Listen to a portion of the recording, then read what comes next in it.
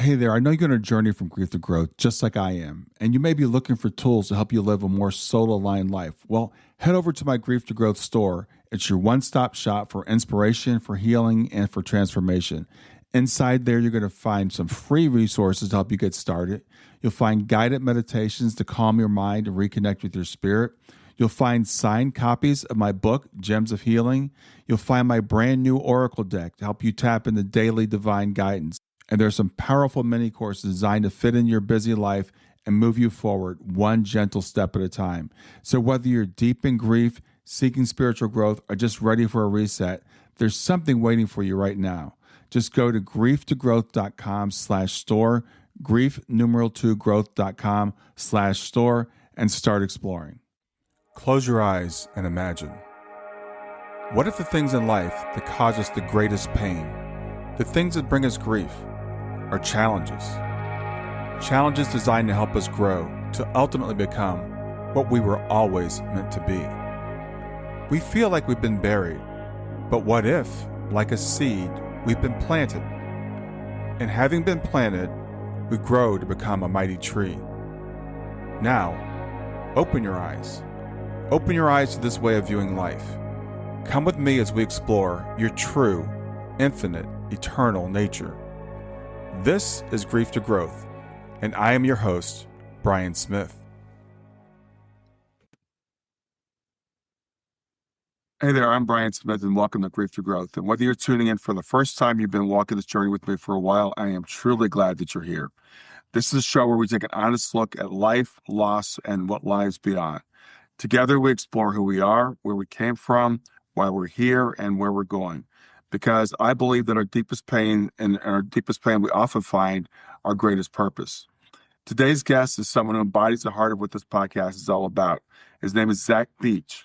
He's a therapist, an intimacy coach, a spiritual teacher, a poet, and the author of the brand new book, Love and Suffering, a spiritual guide for helpers, healers, and humans. Zach has spent his life dedicated to building a more loving and compassionate world.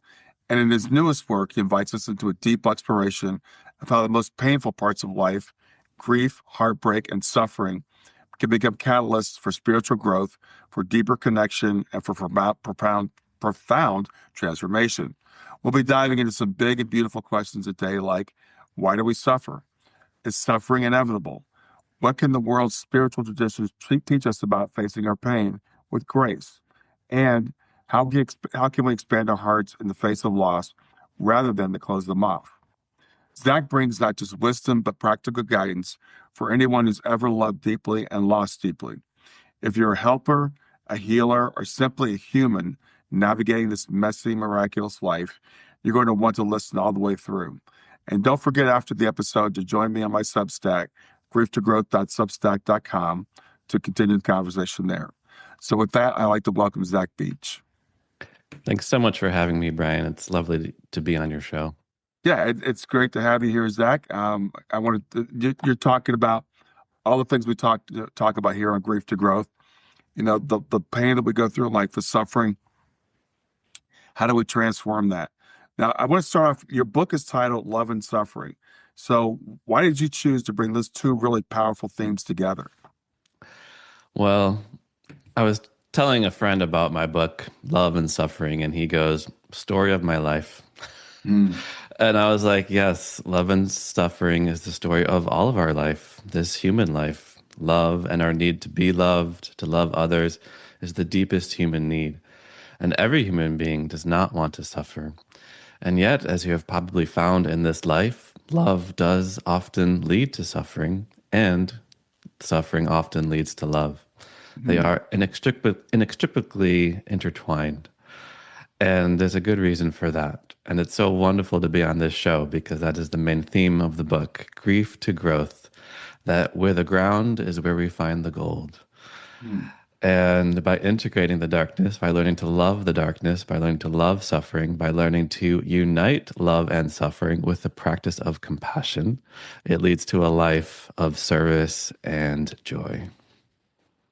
Interesting. I heard you say, learn to love suffering. That's going to, some people are going to say, what does that mean? What does it mean to learn to love suffering? I don't like to suffer. Nobody does, but unfortunately, our attempts to eradicate suffering from our lives only makes it stronger. Hmm. So let's just look at basic human psychology. Essentially, that which we resist persists. Our attempts to repress or deny our more challenging emotions only makes them stronger. So we have to embrace them. We have to look at all emotions as messengers. They're there for a reason. They're there to teach us about what we value. So I often think about challenging emotions as like a child having a tantrum. Our goal is to embrace the child, to caress them and to love them. And of course, inevitably, the tantrum will cease. Hmm. And that's how our emotions are. It only takes 60 to 90 seconds for an emotion to run its course through the body. Of course, the mind perpetuates it with continuous thinking. But if we learn to embrace, to hold, to give space, to be with our emotions, to be with our more challenging experiences that arise, it will eventually subside. So, that is another lesson in the book that if we learn how to suffer in the right way, with the open heart of compassion, we will suffer less. So, the only way out is through. Hmm. So learning how to suffer in the right way, where do we begin to do that? Take a breath, take a pause. So, even in today's world, it's easy to feel a certain level of, say, hopelessness and despair. And I think the first step with that is to recognize that you are feeling this emotion inside of you, that it is an experience that is coming from the inside. So rather than try to immediately fix it, or what we often do, immediately distract ourselves from it or numb ourselves from it, Hmm. this world does a very good job at distracting us from what we truly need to feel, from what Carl Jung called the necessary suffering of life. Take a pause and see if you can hold it. See if you can just notice it.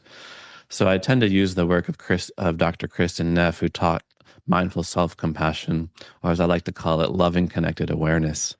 Our first step is just to become aware. Like, wow, this is something that I'm feeling. Where is it in my body? Can I notice it and can I hold it without a desire to immediately eradicate it? Hmm. And then can I let my suffering be in solidarity with other people who are suffering?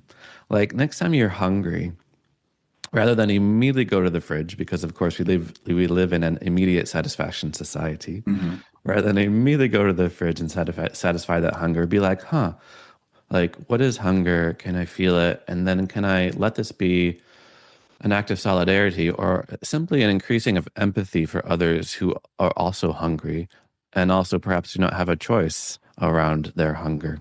Hmm. This is where the spiritual practice of fasting can come in. Fasting can actually be an extraordinary act of solidarity with others who do not have a choice in that matter. Hmm. And then we can do the final step, which is being kind. So really just checking in, like, what do I need right now? And this practice will change your life and it will change your relationships because often our inability to sit with our own suffering is going to manifest in relationships with others with an inability to sit with their suffering. Hmm. So many couples jump right into what I call premature problem solving. So if you can't quite sit with somebody's suffering and just be with them, just be an ear to listen to and a shoulder to cry on, then you're going to jump immediately to, well, let's fix this. Yeah. Like, oh, I lost my job today. I'm so sad. Oh, you hated that job. Like we can immediately go to a certain level of dismissiveness or Hmm. invalidation because we aren't able just to sit with and be with somebody when they are going through a hard time. So we start with ourselves. We increase our capacity to be with what is in our own experience. And that increases our capacity to be with others. Because in order to really understand somebody, you have to understand their suffering. And I'll tell you something, as a couples therapist, no one has ever come into my office and said, my partner understands me too much. Understanding is the bedrock of love. So, in order to understand someone, guess what? You have to listen without getting triggered. You have to have a calm space within yourself. You also have to be able to be with their suffering without trying to change it or fix it. Like, I'll just ask you, Brian, do you want to be in a relationship where your partner is constantly trying to change and fix you? Yeah, no, of course not. Yeah, No, none of us want to be fixed or to be seen as something that needs to be fixed. right. But what about someone who just offers their presence to you, to be with you, to join you on this journey of life? Yeah, that's really great. I love that. And, as we're talking about with couples, but you were talking about trying to fix things, this show's about people that are going through grief events, right? And I've realized that we so quickly want to try to fix someone's grief. We want to dismiss their grief. We want Mm, to, as you said, offer them those platitudes. Oh, you've lost a child, you're still young, you can have another child. You've lost a spouse, you can find somebody else. We don't feel comfortable with that other person's suffering. hmm Absolutely. All those platitudes, they're not helpful. Oh, don't worry, they're in a better place. I mean, maybe that's comforting a little bit, but all the common statements that people make tend to reflect an inability on their side to just be with the challenge of grief. Yeah. So why do you think it is that we're so uncomfortable with dealing with those emotions, both within ourselves and with other people? Well, this is a great way to kind of remove the self-blame because we absolutely live in a society that doesn't teach us about love and compassion and suffering. I don't know about you, but I went through many years of education and college and graduate degrees, and no one told me how to sit with somebody in grief. Hmm. No one told me how to sit with somebody on their deathbed as they're dying. Nobody told me how to communicate in an intimate relationship, how to forgive. We teach our kids all sorts of things, chemistry Yeah. and biology and history, but we don't teach them the most essential things. We don't teach them the most essential skills of life. We don't teach them how to love. We don't teach them how to cultivate compassion. Like when I teach compassion cultivation trainings, people come and they're like, no one has ever taught me this. No one Hmm. has ever taught me how to tend the garden of the heart, how to cultivate seeds of love, kindness, and compassion, how to pull out the reeds of hatred, greed, and delusion by their roots and compost it for the growth. Hmm. No one teaches us these things. And when we come to that understanding, we can let go a little of the self blame. Okay, no one taught me how to love, so I'm gonna trip a few times. I gotta figure this out on my own. I gotta listen to the podcasts. I gotta look into things on my own. So we can also be kind of compassionate to ourselves Yeah. as we figure these things out. Yeah, it's a really good point. I was as you were talking, we were talking about the things that we don't get taught. I mean, you're right. We teach mathematics, we teach sociology, we teach history, we teach those things, but we don't teach each other how to be human, with each other. And it was after I was about 23, 24 years old, I guess, one of my first jobs. And there was a course, it was called What You Are is Where You Were When. And it really changed my like entire outlook on life. It changed me. And this guy was basically saying it was a way of being empathetic with someone to look at someone and say, where did you come from? What's your experience been? What's your history been? And we don't get taught that. Mm. So we don't know how to really put ourselves in the other person's shoes. Absolutely. It's true. And this is why I love just being a teacher and helping people on this path. And this is why I do write. And this is why I wrote Love and Suffering to be a guide. And my publisher was like, your book's a little long. Yeah. And I was like, I'm sorry, but it needs to be Yeah. this long. I realize in today's modern world, our attention spans are getting less and less, and we have just want to scroll through just 5-second TikTok videos, but we have to go deep. We have to really deepen our understanding of the nature of love, the nature of suffering, the nature of grief. And I really wanted to inform and give people wisdom just as much as I wanted to just offer general self help, step by step guides on how to live this life of compassion. Stay with us. We'll be right back. I'm excited to announce I have a great new resource. It's called GEMS, 4 Steps to Move from Grief to Joy. And what it is, it's 4 things that I've found that I do on a daily basis to help me to navigate my grief. And I'm offering it to you free of charge. It's a free download. Just go to my website, www.grieftogrowth.com/gems, GEMS, and grab it there for free. I hope you enjoy it.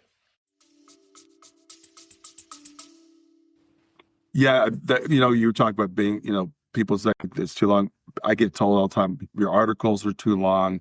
Your podcast is too long. You should really try to get it down to like half an hour. And that's part of the thing in our society. We want instant gratification. And I think that's one of the reasons why we struggle to deal with these uncomfortable emotions. I don't think we have bad emotions, but they're uncomfortable. So we're like, how do I just get rid of this? How do I just make it go away? Yes, absolutely. And that's why our phones are such good at distractions. Like I write this idea that we are by far the most comfortable generation, like in history, but we definitely aren't the most loving generation. Like our informational technology has far surpassed our emotional technology, and we need some time to catch up. And like technology is coming up with something new every day, and our hearts are still lagging far, far behind. And our ability to just cultivate presence through whatever it is, meditation, mindful movement, contemplative prayer, like throughout time, we have needed to cultivate spacious awareness in our life. In fact, I recently encountered a quote by Martin Luther, not Martin Luther King, Martin Luther, the 16th century German priest, who said, "Every day I kneel down and pray for an hour. And when I feel like I don't have any time and I have way too much to do, then I kneel down and pray for 2 hours." And I was like, this is the 16th century, okay? This is before, planes, trains, and automobiles. And today, everyone consumes every second of their day with so much consumption that taking 5 minutes of the day to pause and breathe seems like too much. Sometimes I'll teach maybe a yoga class in like a corporate office, and I say, just try before you open your computer in the morning, sit and breathe for 10 seconds. And that is so extraordinarily challenging for most people. So I usually say the degree to which you can't sit down for 10 minutes and meditate is the degree to which you need to sit down for 10 minutes and meditate. So we are the most comfortable generation, but we're also the most distracted generation. We just need to fill every gap in our life with something rather than just be able to pause and just be with our experience. Yeah, that reminds me, a few years ago, I was sitting with some friends and I was just starting to get into meditation. And I was meditating, I don't know, 15, 20 minutes at a time or whatever. And both of them were like, oh, I could never sit quietly for even 5 minutes, not even 2 minutes. Just, we just feel so uncomfortable with our own thoughts. Absolutely.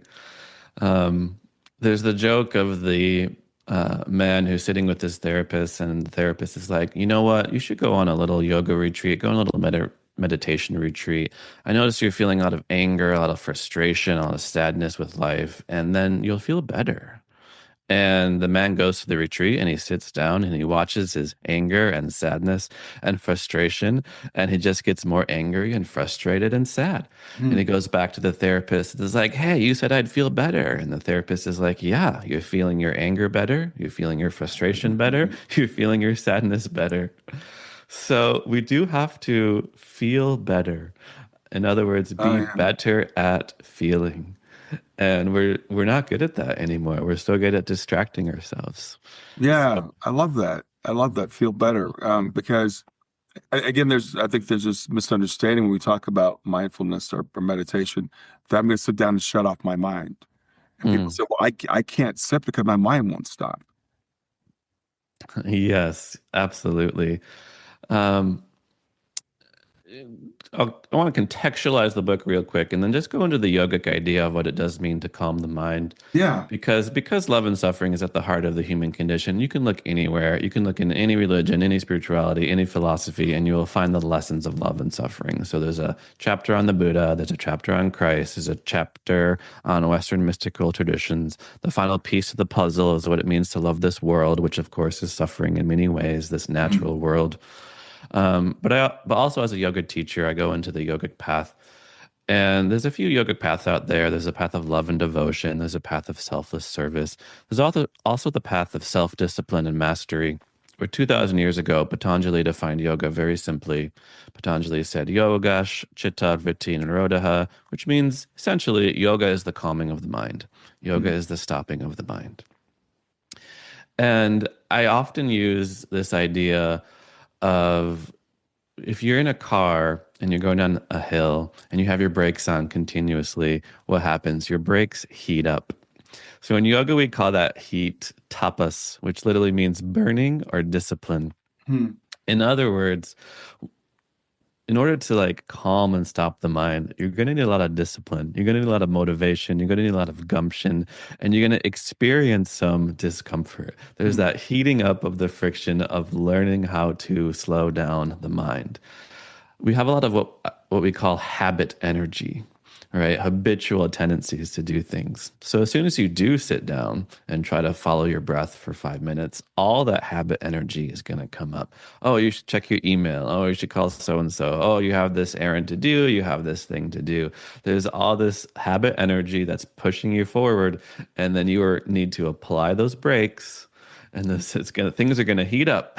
It's going to be tough. In order to slow down the mind, things are going to heat up. Things are going to get warm, metaphorically, but that same tapas, that same burning is a purification process. So it's like putting a pot into a kiln. Once you heat things up, things begin to harden.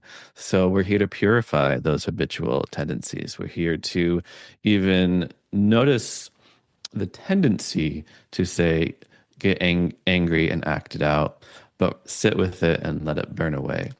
So the same way we often say that meditation is noticing the itch without scratching it. Well, meditation is noticing the thoughts without getting caught up in them. It's also noticing our emotions and learning how to respond with our true values of love, kindness, and compassion rather than react unconsciously. Yeah. So in your book, your title, Love and Suffering, are these two, I think you did say at the beginning, they're kind of inextricably entwined. So is suffering inevitable in life? So the first noble truth from the Buddha, some people think it means life is suffering, which is fairly fatalistic, right? Yeah. So there's two other ways to put it. The one is life as we normally live it is suffering. So there's a little hint of hope there that we are living in a certain way that perpetuates suffering in our life. Now, another way to put it is just that life contains suffering. And this is important psychologically, just because our mind has an incredible negativity bias. It gravitates towards negative information. Right. News and media knows this. They know that if they put an article that says, oh, we had a rainbow in Montana today, no one's going to click on it. But somebody died, there was a tsunami somewhere on the other side of the world, the brain goes, okay, I'm going to click on this. So this is important. Like, it's important that we have to intentionally cultivate gratitude and appreciation for the good things in our life in order to overcome the mind's natural negativity bias. But the Buddha did teach suffering and the deliverance of suffering, or the freedom of suffering. So there is a way out, at least from the Buddhist perspective. And most Eastern thought, yogic thought, Jain thought, even some Hindu schools, Vedantic thought, is all about the liberation from suffering. And not just suffering from this life, but in most Indian thought, there is the cosmology of karma and reincarnation, that we've been on this endless cycle of suffering for countless eons, for countless times, and there is freedom from it. So if that path appeals to you, freedom from suffering, like that is one route you can take. But there's some hesitancy there because there is another path that just involves being with it. And to me, this is actually the Christian path, because God essentially sent his son to the earth as an extraordinary act of solidarity, an extraordinary act of being with suffering. So you might have seen that like famous Brene Brown video that often goes viral a few times where she discusses the difference between sympathy and empathy. And the way that she describes it, it's like your friend is down in a hole and they're feeling really bad. And you look from the top of that hole and you're like, wow, yeah, it's dark in there. Wow, yeah, sucks to be you. And like this probably happens a lot with grief. Someone's like, "Oh, I'm sorry for your loss," Mm. right? There's this sort of like sympathy, but you know that they're not there with you. Mm. And empathy is going down into the hole, going down into the darkness, and joining that person and saying, "Wow, it's really dark in here." So it's an act of joining. And Mm. I think that's one of the many lessons that we do learn from the Christian tradition is that we can join with others in their suffering.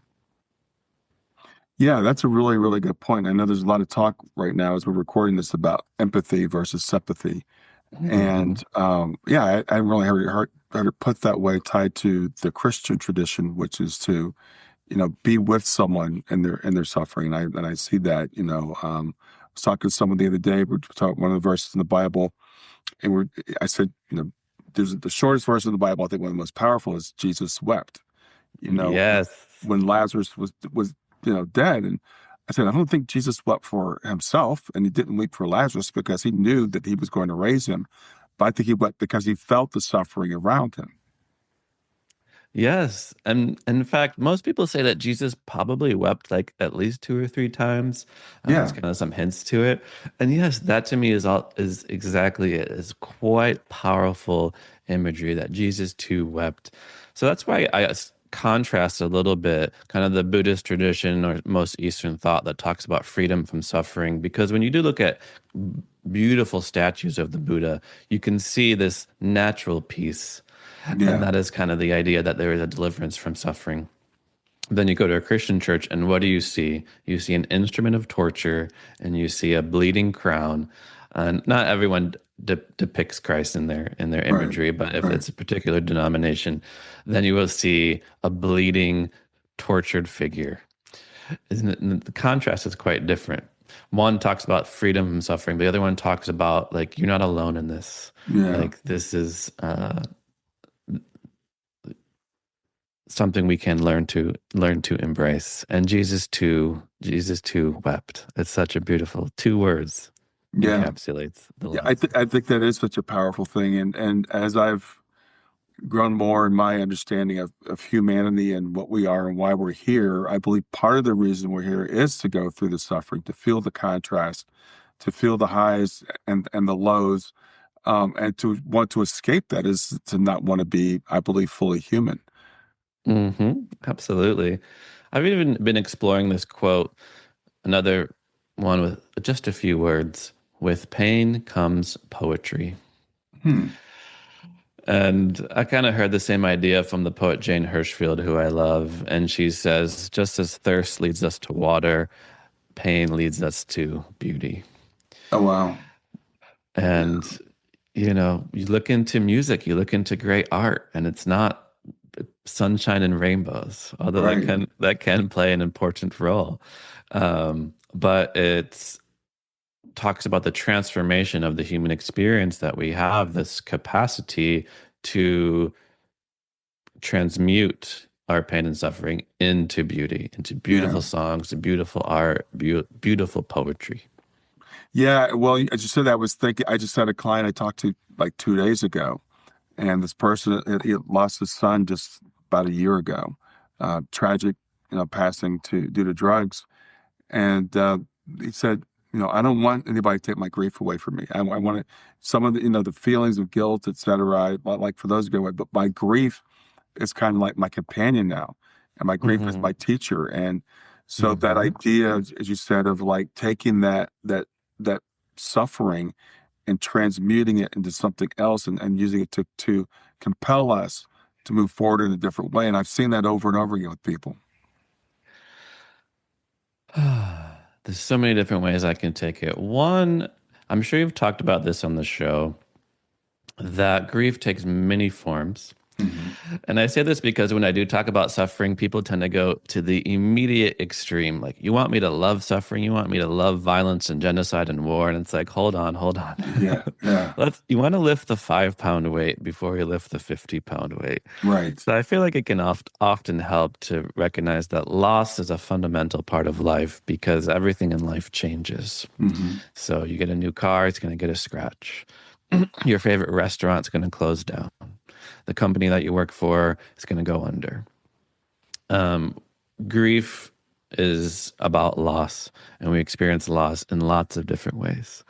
So again, we're not here to be like, oh, you lost a loved one.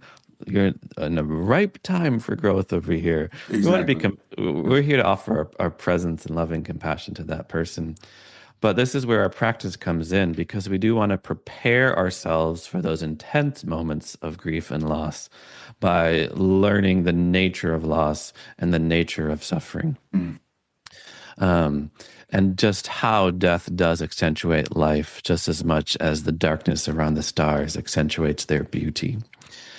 And so start slow. Be kind to yourself. The next time you are licking your ice cream cone and it falls off and goes into the ground, be like, this too is grief. You just lost something that you are enduring. So use it as an opportunity to get in touch with the nature of grief and the nature of loss and what arises within you. And then you can start to lift the heavier and heavier weights so that you are a bit prepared.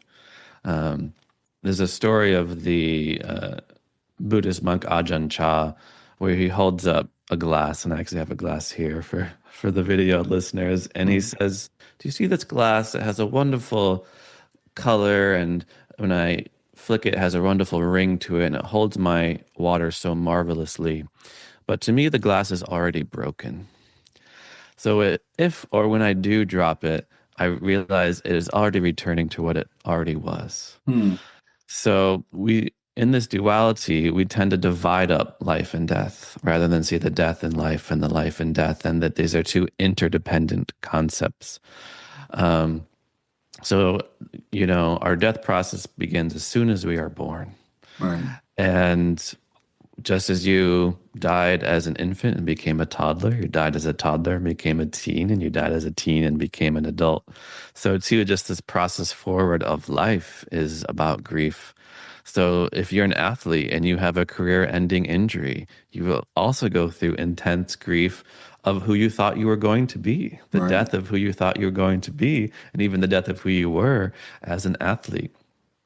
So in other words, every moment of life offers an opportunity to learn the lessons of love and suffering and grief.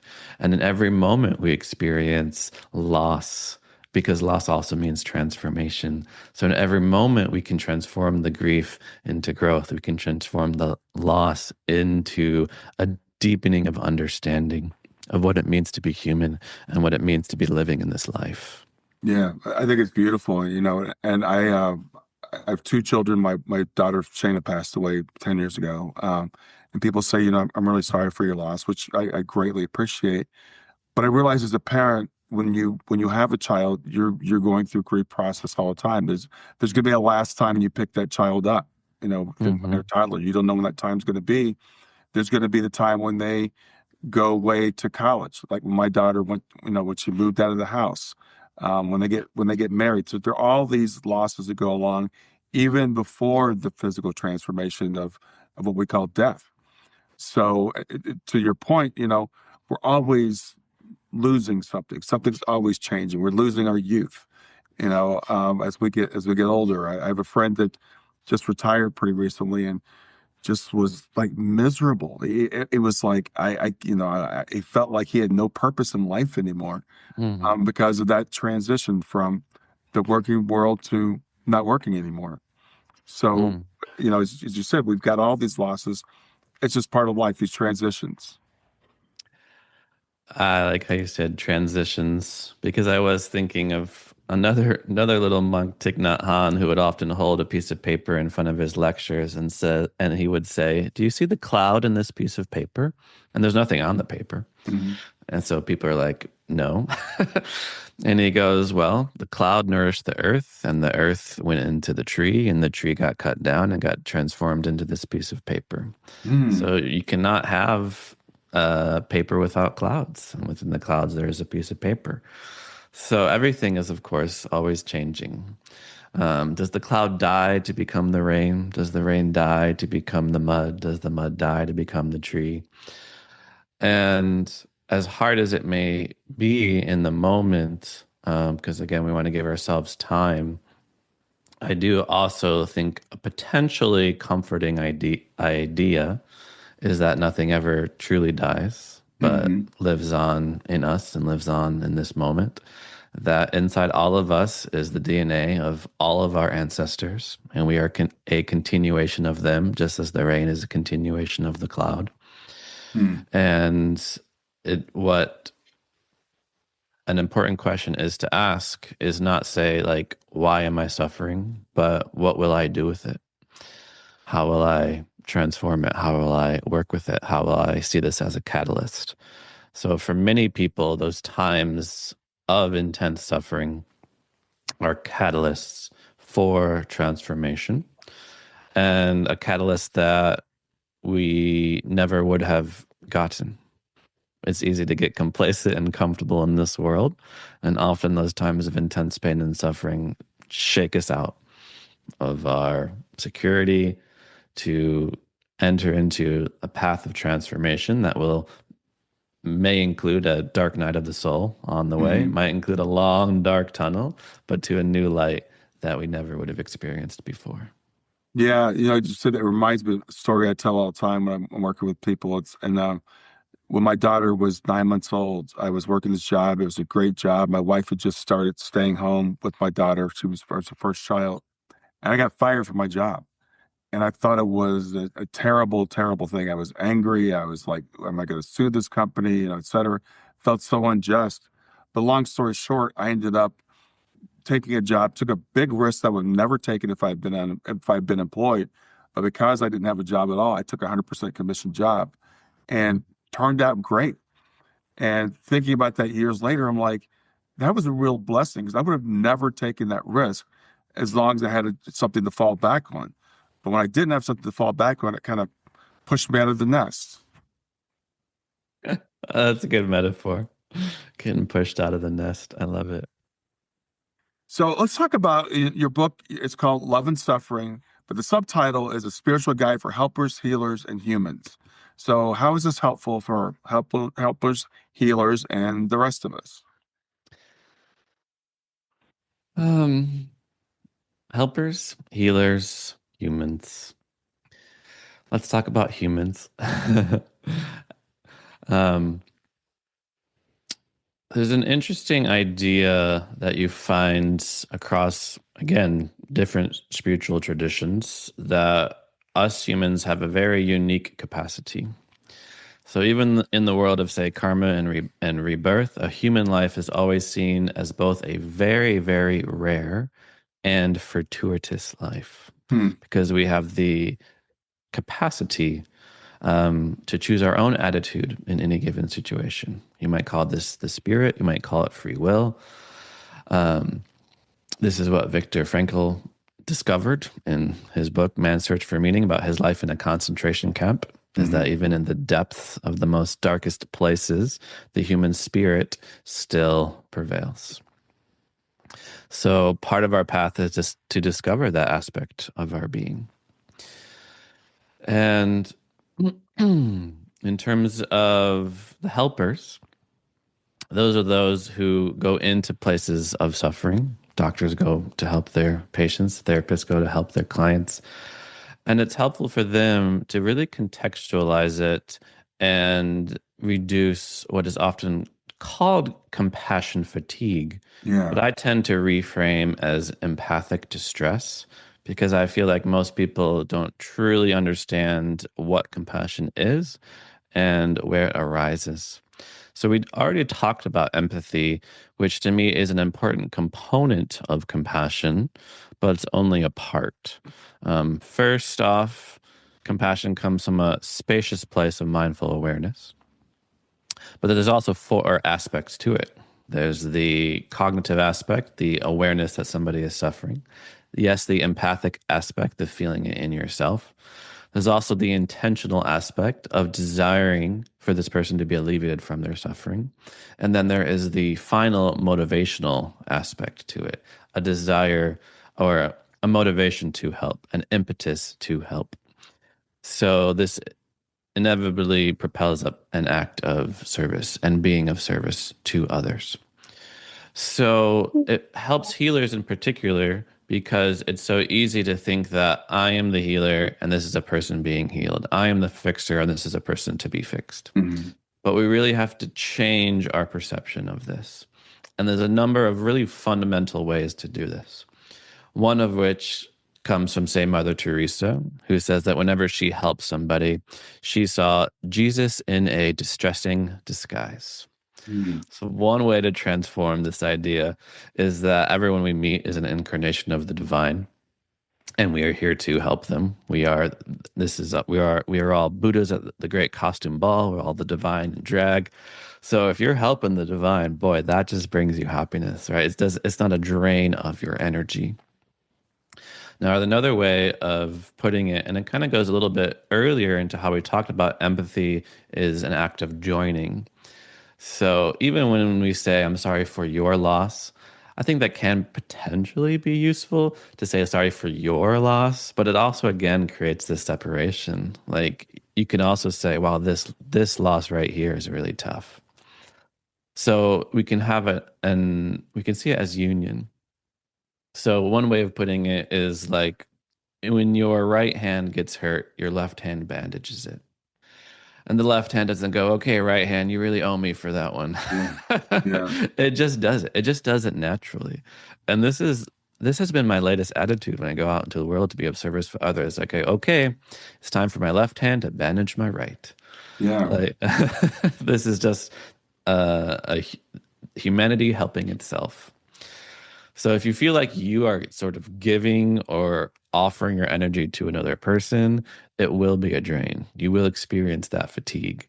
But if you feel like this is your right hand bandaging your left, if you feel like this is actually an act of self-love because the person across from you is a reflection of you, if you think this is helping the divine in another human being and therefore bringing more light to the world, then it will transform your experience. Yeah. I completely agree with that. It's interesting because people ask me, with the work that I do you ever get burnt out? Do you get, sad because you're talking to sad people all the time? I'm like, no, not at all.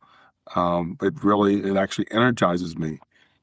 So I think I like the way you put that. That's just a different way of looking at that other person is just being an extension of you, and you're helping all humanity when you do that. Absolutely. And compassion is enlivening. That's what I've absolutely found on my own path. Yeah. Compassion is a wonderful emotion to feel. It's a blossoming and an opening of the heart. So, indeed, somebody who shares with you their pain is giving you a gift. They're giving you a Yes. gift of compassion. And I often just say, you don't have to be perfect. You just have to show up. Yeah. Like just your presence is enough. Our human presence is the most precious and valuable gift we have to offer another human being. You said something there where I really want to kind of go back to because just experienced this myself personally. I have a friend who just lost her husband suddenly a few months ago. Mm. And we were together and she was like, thanks for listening to me. Thanks for, suffering through my tears or whatever it was, like something like that. And I'm like, when someone is willing to be vulnerable with you and to share their pain with you, that's a gift you're giving to the other person. And so sometimes people in grief will feel like I'm a burden. People don't want to see me cry. People don't want to see me sad. And I don't think it's true at all. Um, Potential. Well, when you say okay, let's think about this. There is a tendency to not want to accept help from others. I Absolutely. think we all have this because there is a Yes. bit of vulnerability in that. Um, And absolutely, for someone who's not able to say, be with another person's suffering, that's not necessarily a person that you want to share that with. Right. Um, Vulnerability comes from the Latin vulnerare, which means to be wounded. In other words, it means an ability to be wounded. Hmm. So, yes, when you open up to somebody, when you say I love you to somebody for the first time and are waiting for that moment where they say Yeah. I love you too, you're opening yourself up to heartbreak. So, it's that vulnerability that we need. And even Brene Brown, the vulnerability queen over here, does not say be vulnerable with everyone in your life at all times. Right. Right. Like we can be vulnerable with the special people in our life. Um, and even when you said, "Oh, this person near to me also lost someone," and it's both an opportunity for compassion and it's also an opportunity for service. So you probably talk about this on the show. Another platitude people often express is, "Let me know if you need anything," or Yes. "I'm here if you need anything." Right. And guess what? That person's in the dark night. They're in the darkness. They have no idea what they need. And there's also an incredible vulnerability in asking for it, or just, I'm not going to pick up the phone and just call you. So, what I often encourage is, what can you do? Just think about what you can do and just like do it. Like I heard a story of of a neighbor whose neighbor went through a loss, and they came over and they're like, "Can I just take your car for an hour?" And they're like, "Yeah, I guess so." They they washed it, they filled it up with gas, and they put fresh groceries in it. Oh, wow. And it's like that's helpful. Right. Like so suffering is a call to action. This is what I often say. Suffering in ourselves is a call for us to awaken and be free from suffering and find peace from it. Suffering in another person is a call for compassion and a call for action. So Hmm. think about what you can do for that person. Make them food, leave it on their doorstep, order them food. Like we all need to eat. And often when we're going through intense stages of grief, that's the first thing that goes out the window. You know, food just seems sickening. Yeah.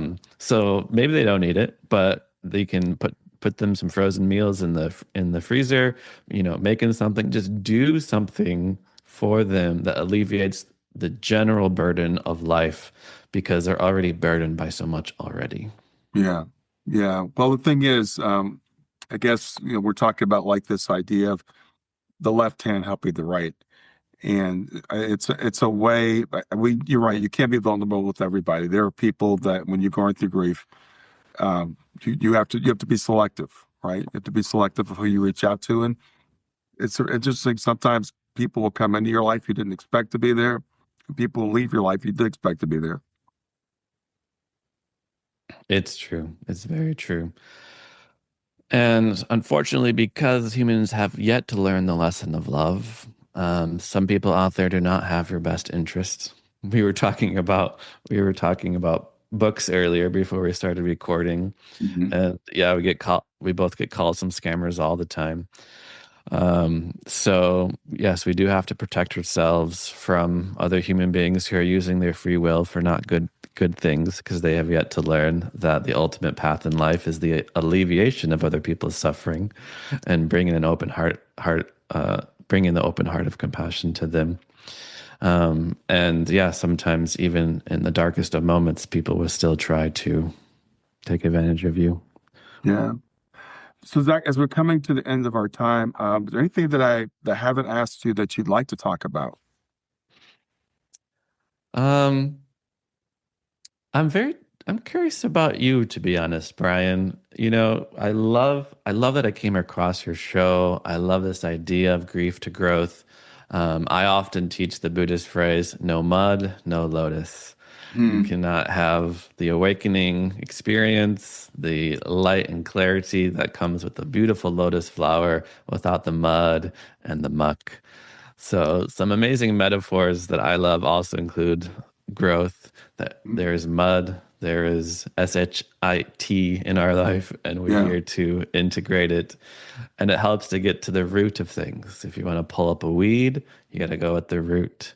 Of course, if you're going to water a plant, you're going to water at the roots too, not the leaves. So, in cultivating love and alleviating suffering, it helps to get to the root of things, to Hmm. water the seeds of love and to compost the seeds of, or compost the weeds of hatred, violence, ill will. Um, and how did you come to this realization that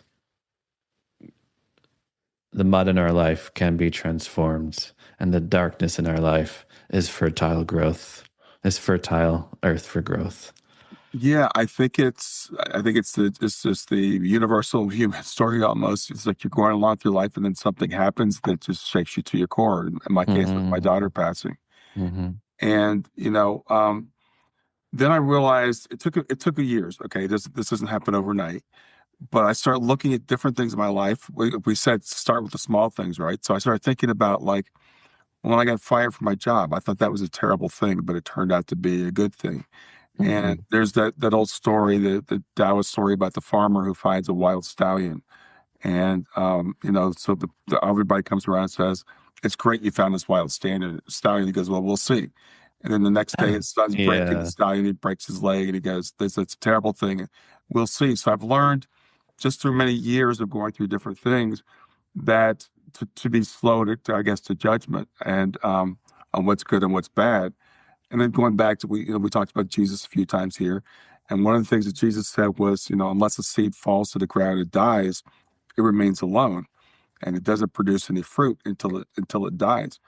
So Mm. I've realized that suffering it's a part of life. I tell people it's not a bug, it's a feature. I think that we Mm-hmm. choose to come to this place, this crazy mixed up place, to have adventures, to have these experiences. So that's it's a course over a long period of time. But that the transformative point was my daughter passed away, and realizing I can either let this destroy me, or I can use this to do something better, right? And there's a reason Mm-hmm. why her picture is behind me, because that moment transformed me. That event transformed me. And so I'm grateful to her for making that transition to allow me to have this growth until I Mm-hmm. see her again. Mm. I so very appreciate that share.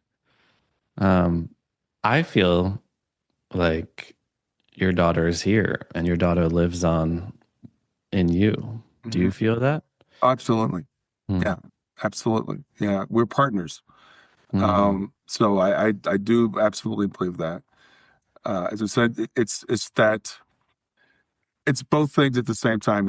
It's the human aspect of being here in the mud, and acknowledging the fact that things here do suck. We Mm-hmm. do. We're going through turmoil in the world right now, politically, etc. But also, on the other hand, knowing that at some level everything is as it's supposed to be, and holding those two things in tension. That's the part of being human. That balance. Mm. Mm-hmm. And I imagine you've also connected with other parents who've lost children too. Oh yeah, I'm part of an organization called Helping Parents Heal, and there's about Mm. 25,000 of us Mm. who have had children make their transition, as we say. And having talked to all these people, and again, just a guy I talked to a couple of days ago, it's like, yeah, my son passed away, and yes, it was tragic, and that all sucks. But I'm taking this and I'm transforming it. So I'm Mm-hmm. amazed by the human spirit that we can take, excuse me, things that on the surface seem horrible, and we can actually transmute them. So yeah, that's how I got to be where I am. And I love what you're talking about, because we're talking about the same things. It's interesting. We talk about the same things with different language, but I think there's universal truth out there. It's interesting that different religions will say, well, this is the truth and this is the truth. And I've studied, them to a certain extent, and they very much overlap. Like 90% of it overlaps.